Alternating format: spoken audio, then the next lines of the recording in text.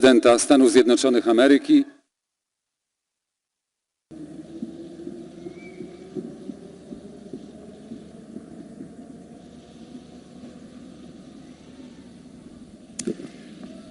Hello Warsaw!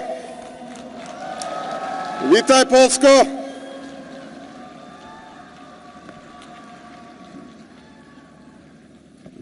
Mr. President, Mr. Prime Minister, Madam Mayor, heads of state and government, past and present, including the man who jumped that shipyard wall to lead a strike that became a movement, the prisoner turned president who transformed this nation. Thank you, Lech Wałęsa, for your outstanding leadership.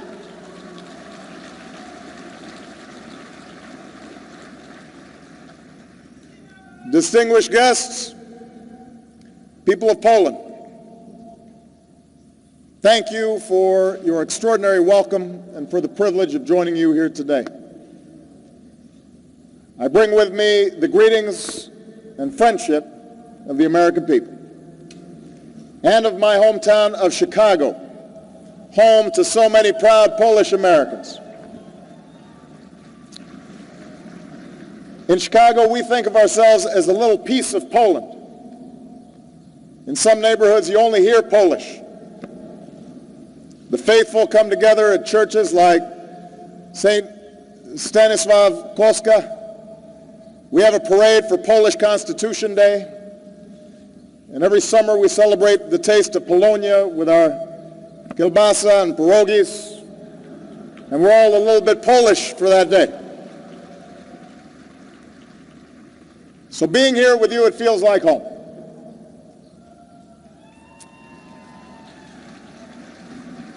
Now, 25 years ago today,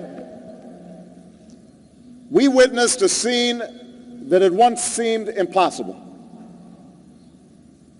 An election where for the first time the people of this nation had a choice. The communist regime thought an election would validate their rule or weaken the opposition. Instead, polls turned out in the millions. And when the votes were counted, it was a landslide victory for freedom. One woman who voted that day said, "There is a sense that something is beginning to happen in Poland. We feel the taste of Poland again." And she was right. It was the beginning of the end of communism. Not just in this country, but across Europe. And the images of that year are seared in our collective memory. Citizens filling the streets of Budapest and Bucharest. Hungarians and Austrians cutting the barbed wire border. Protesters joining hands across the Baltics. Czechs and Slovaks in their velvet revolution. East Berliners climbing atop that wall. And we have seen the extraordinary progress since that time. A united Germany, nations in Central and Eastern Europe standing tall as proud democracies, a Europe that is more integrated, more prosperous, and more secure. We must never forget that the spark for so much of this revolutionary change, for this blossoming of hope, was lit by you, the people of Poland.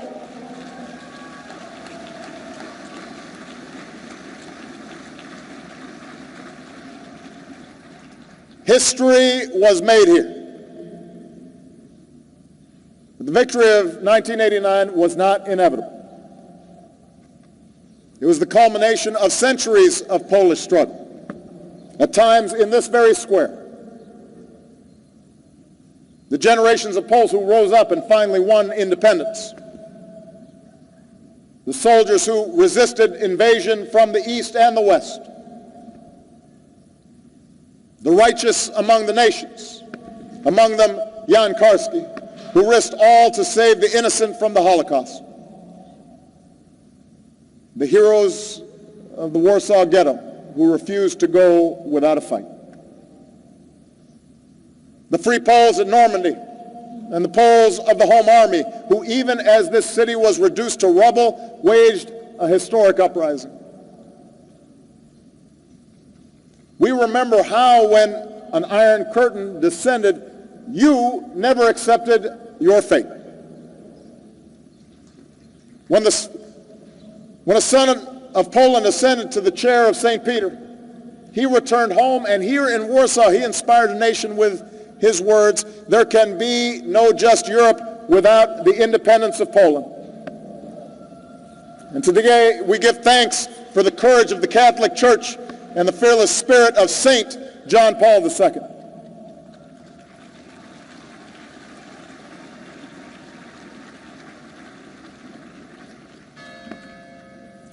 We also recall how you prevailed 25 years ago. In the face of beatings and bullets, you never wavered from the moral force of nonviolence. Through the darkness of martial law, Poles lit candles in their windows. When the regime finally agreed to talk, you embraced dialogue. When they held those elections, even though not fully free, you participated. As one Solidarity leader said at the time, we decided to accept what was possible.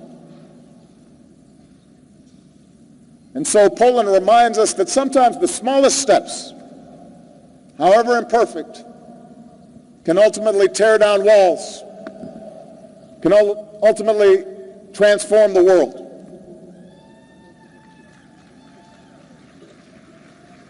And of course, your victory that June day was only the beginning. As your president just indicated, democracy is more than just elections. True democracy, real prosperity, lasting security, these are neither simply given nor imposed from the outside. They must be earned and built from within. And in that age-old contest of ideas between freedom and authoritarianism, between liberty and oppression, between solidarity and intolerance, Poland's progress shows the enduring strength of the ideals that we cherish as a free people. Here we see the strength of democracy, citizens raising their voices free from fear. Here we see political parties competing in open and honest elections. Here we see independent judiciary working to uphold the rule of law. Here in Poland, we see a vibrant press and a growing civil society that holds leaders accountable because governments exist to lift up their people, not to hold them down. Here we see the strength of free markets and the results of hard reforms. Gleaming skyscrapers soaring above this city and superhighways across this country. High-tech hubs and living standards that previous generations of Poles could only imagine. This is the new Poland you have built. An economic miracle on Wisła. Cud nad Wisłą.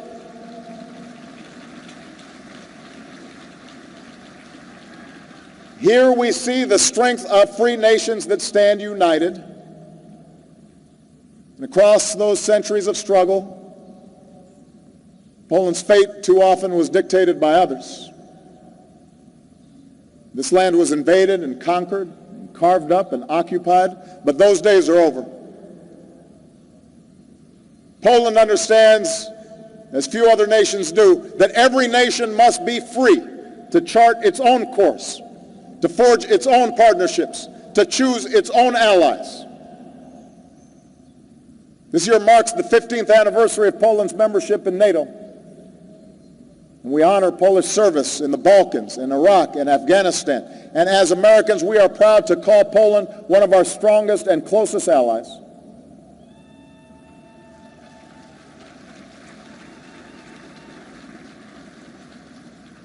So this is the Poland we celebrate today. The free and democratic Poland that your forebears and some who are here today dreamed of and fought for, and in some cases died for. The growing and secure Poland that you, particularly the young people who are here today, have enjoyed for your entire lives. It is a wonderful story, but the story of this nation reminds us that freedom is not guaranteed. And history cautions us to never take progress for granted. On the same day, 25 years ago, that Poles were voting here, tanks were crushing peaceful democracy protests in Tiananmen Square on the other side of the world. The blessings of liberty must be earned and renewed by every generation, including our own. And this is the work to which we rededicate ourselves today. Our democracies must be defined not by what or who we're against, but by a politics of inclusion and tolerance that welcomes all our citizens. Our economies must deliver a broader prosperity that creates more opportunity across Europe and across the world, especially for young people. Leaders must uphold the public trust and stand against corruption, not steal from the pockets of their own people. Our societies must embrace a greater justice that recognizes the inherent dignity of every human being. And as we've been reminded by Russia's aggression in Ukraine, our free nations cannot be complacent in pursuit of the vision we share, a Europe that is whole and free and at peace. We have to work for that. We have to stand with those who seek freedom.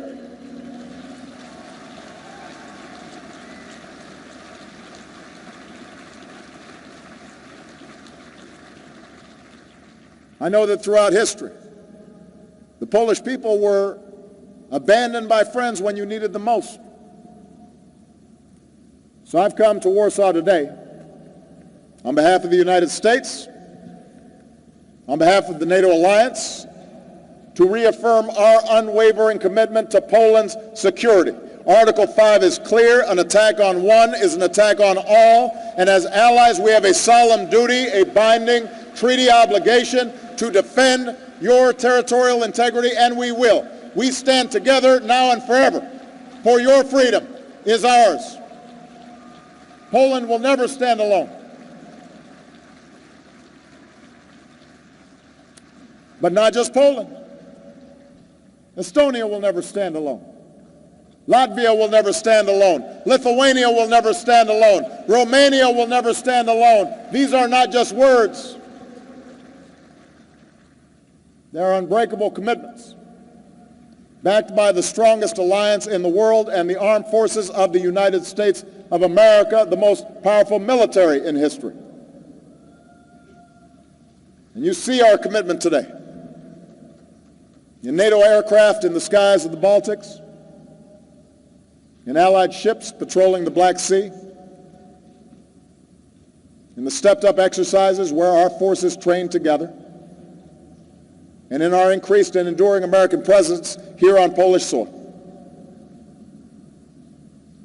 Our own.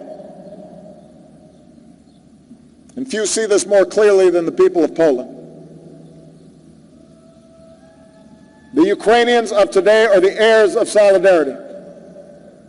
Men and women like you who dared to challenge a bankrupt regime. And when your peaceful protests were met with an iron fist, Poles placed flowers in the shipyard gate. Without solidarity. Dziękuję Polsko. God bless Poland. God bless America. God bless our unbreakable alliance. Thank you very much.